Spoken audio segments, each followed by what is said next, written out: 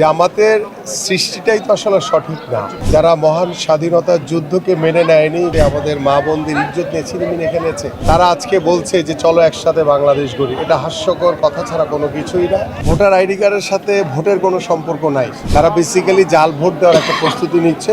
জামাতের সৃষ্টিটাই তো আসলে সঠিক না।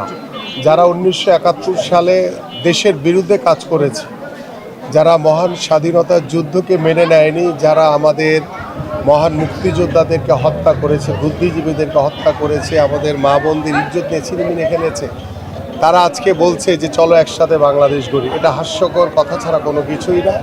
এবং জামাতের প্রার্থী তার নেতৃবৃন্দকে দিয়ে রাতের অন্ধকারে মানে গুপ্তভাবে লুকিয়ে লুকিয়ে প্রত্যেকটা সাধারণ ভোটারের কাছে পাঠাচ্ছে, তাদের বিকাশে টাকা দেওয়ার জন্য অফার করছে।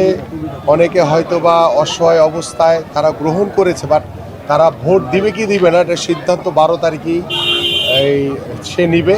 কিন্তু আমরা এই ধরনের অভিযোগ আগেও পেয়েছি এবং আজকেও আপনাদের মাধ্যমে জেনেছি, এবং এটা সামাজিক যোগাযোগ মাধ্যমে ইতিমধ্যে সকলে এটা দেখেছে অলমোস্ট। তো আমরা এই বিষয়গুলো নিয়ে নির্বাচন কমিশন এবং রিটার্নিং কর্মকর্তাকে জানিয়েছি, এবং আমরা এই তথ্য উপাত্ত সহ আমরা কেন্দ্রীয় আমাদের যে বিএনপির যেখানে নির্বাচন পরিচালনার সমন্বয় কমিটি রয়েছে তাদেরকে বিষয়গুলো অবগত করা হয়েছে। এবং আমরা আশা করি যে জামাত যে অন্যায়ভাবে যে ভোট কেনা চেষ্টা করছে টাকা দিয়ে, এটার জবাব তারা 12 তারিখ ব্যালটের মাধ্যমেই পাবে এবং এই এলাকার জনগণ তাদেরকে প্রত্যাখ্যান করবে ইনশাআল্লাহ।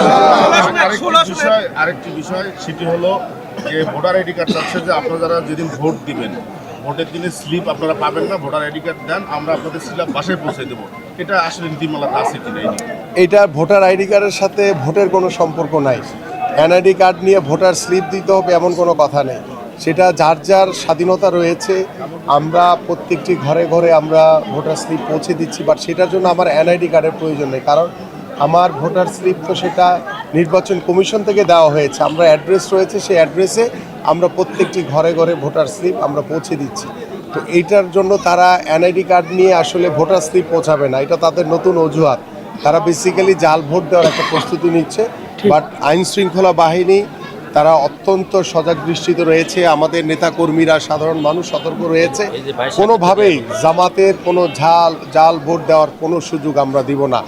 যদি কেউ বোরকা পরে এসে লুকিয়ে লুকিয়ে তারা যদি ভোট দেওয়ার চেষ্টা করে, আমি দৃঢ়ভাবে বিশ্বাস করি আইন শৃঙ্খলা বাহিনী তাদেরকে চেক না করে তাদেরকে ভোট দানে অ্যালাউ করবে না। 16 আসনের যারা আসলে জামাতের যে অভিযোগগুলো উঠছে, এক্ষেত্রে 16 আসনের ভোটারদেরকে কি বার্তা দিবেন?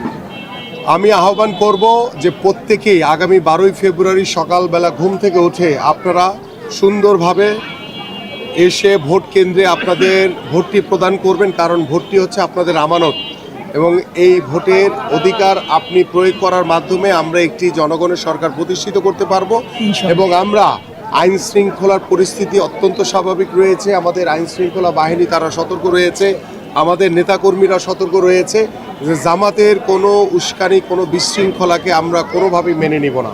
এবং আমি প্রত্যেকটি ভোটারের কাছে আহ্বান করব যে আপনারা সকলেই উৎসব অবস্থায় এবং উৎসবমুখর পরিবেশে আপনারা ভোট কেন্দ্রে আসবেন এবং আপনাদের নাগরিক অধিকারটি প্রদান করবেন ইনশাআল্লাহ।